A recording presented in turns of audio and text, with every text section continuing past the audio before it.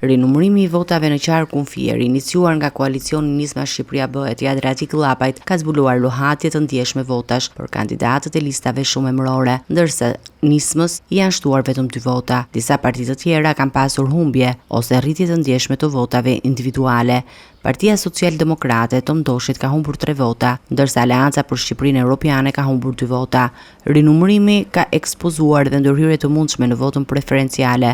Nga radhët e Partisë Demokratike, kandidati Arben Çuko ka rezultuar me 25 vota më shumë se sa i takon, ndërsa Ledion Çala me 19 vota shtesë. Nga ana tjetër, përfituesit më të mëdhej deri më tani janë socialistët. Kandidati Klevis Jahajt janë rikthyer 61 vota që i kishin hequr në mënyrë të padrejtë. Pasti Elton Korreshi ka marrë 42 vota më shumë dhe Përparim Arabi po ashtu 42 vota, por në rastin e fundit këto vota duket se janë të tepërta dhe jo të merituara.